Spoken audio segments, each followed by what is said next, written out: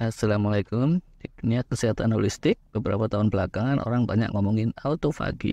Dan kalau bicara autofagi, sebenarnya nggak akan lepas dari Dr. Yoshinori Ohsumi, peneliti asal Jepang. Kalau asalnya dari Indranggu, mbok ngatemi.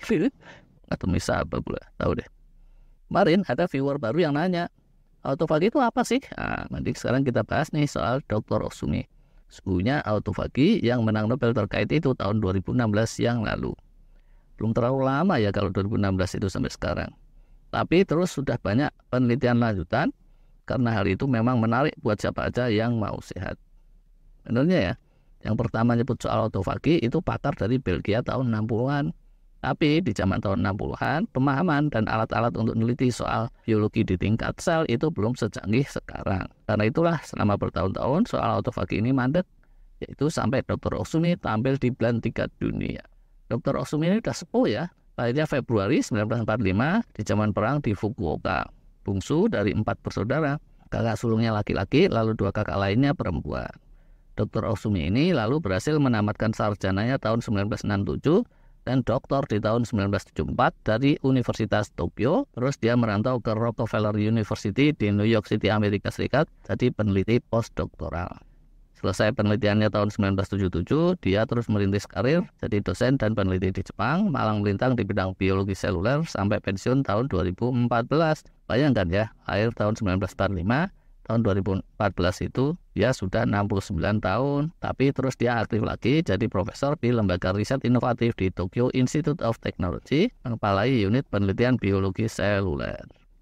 Sejak 1988, dia itu mendalami soal autofagi, satu istilah yang pertama diperkenalkan Christian de Duve tahun 1963.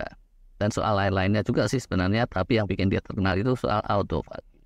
Penemuannya soal autofagi itu membuka mata dunia. Tadinya mungkin kriip-kriip. Bahwa kalau dikasih stres positif tertentu, antara lain berupa puasa yang cukup panjang, sel-sel itu berusaha amat keras untuk tetap survive, yaitu dengan cara mendaur ulang berbagai unsur di dalam dirinya dan di sekelilingnya yang dia pilah-pilah dengan cermat, yaitu untuk kebutuhan energi, bahan-bahan material, dan keperluan survivalnya. Nah, setelah mengalami autofagi itu, sel-sel ternyata malah jadi lebih bugar kuat, lebih bersih, lebih ori sesuai pakemnya semula. Alias dia itu kayak balik muda lagi. Jadi pada saatnya nanti puasanya disudahi, ada asupan nutrisi lagi, sel-sel itu akan mengalami healing dan rebuilding yang lebih bagus daripada kalau dia itu nggak melewati fase autofagi.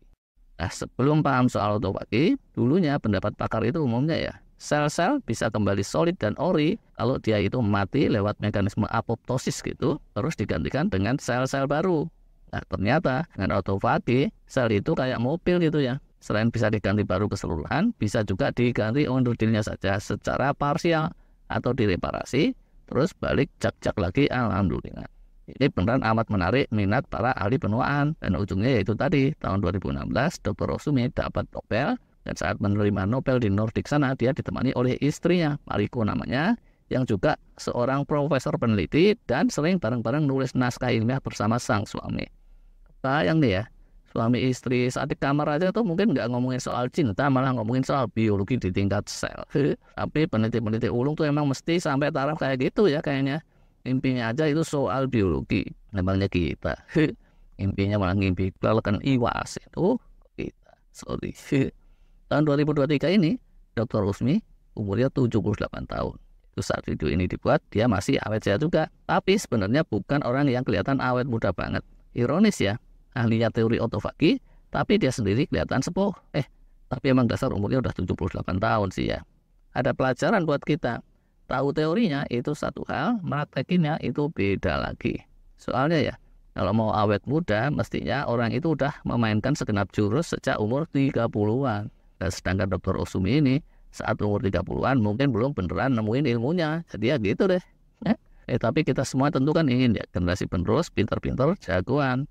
Yuk kita cermati beberapa cerita kecil. Gimana awalnya seorang seperti Dr. Yoshinori Ohsumi bisa jadi peneliti jagoan. Walaupun tradisi ilmiah di Jepang itu tidak setua di Eropa sana, orang Jepang yang menang Nobel itu bukan dia doang. Dia itu urutan ke-25. Sebelumnya dulu kita udah bahas tuh pakar lain, Dr. Shinya Yamanaka. Gimana masa kecilnya Dr. Ohsumi? Bapaknya ternyata profesor juga. profesor teknik pertambangan. Walau begitu, kayak anak Jepang lainnya di ujung perang, Yoshinori itu kurang gizi, lemah, dan sakit-sakitan. Udah gitu, terus ibunya kena TBC sisan. Apa sebenarnya? Ini bukan bercanda loh, asli. Tapi, ketika ibunya berjuang melawan TBC bertahun-tahun itu, sejak kecil Yoshinori terus kenal istilah-istilah macam streptomycin, antibiotik, dan lain-lain, dan terus saja mulai bercita-cita pengen jadi ilmuwan. Sifat ingin tahunya juga kencang karena sering berdekatan dengan alam. Lingkungan tempat tinggalnya tuh ya, dekat persawahan, pantai, kayak gitu.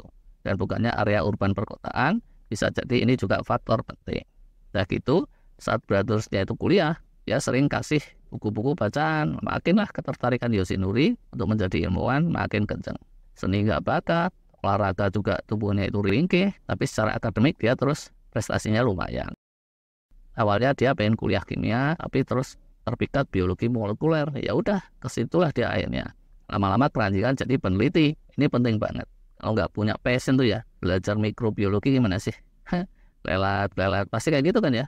Awal 70-an, perekonomian Jepang terus booming. Dan kaum mudanya banyak yang demo-demo, protes-protes kayak gitu. Nah Yoshinori ini sempat juga kesita waktunya untuk demo-demoan.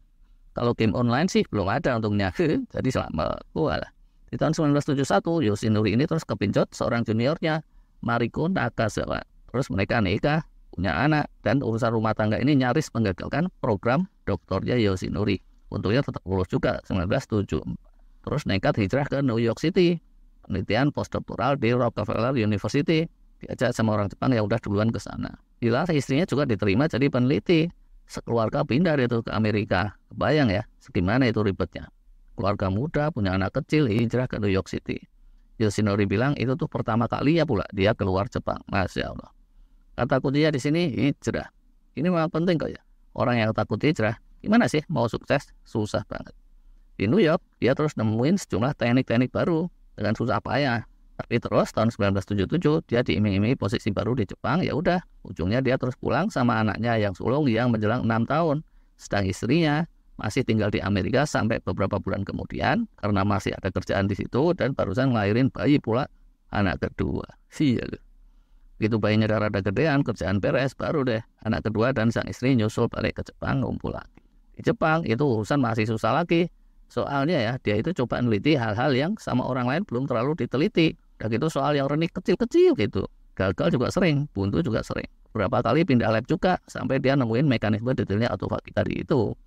Uniknya, Dr. Christian de Duve yang pertama kali pakai istilah autofagi itu sebenarnya labnya di Amerika satu gedung sama Ohsumi. Cuma dia bilang saat di Amerika, Ohsumi ini nggak pernah sekalipun sempat ketemu sama de Duve itu.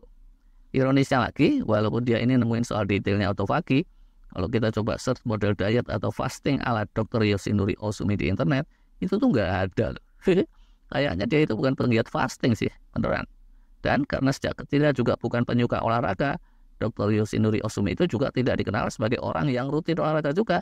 Jadi gimana sih ya? Dia itu bukannya kayak praktisi atau dokter gitu.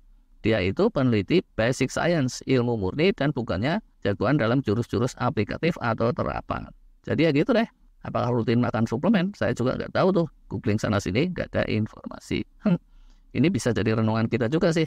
Bahwa seorang yang kelasnya Dr. Yoshinori Ohsumi, pemenang Nobel terkait autofagi, itu hidupnya kayaknya biasa-biasa aja. Dan bukannya penuh dengan life hacking yang nggak karuan. Oke lah, terima kasih.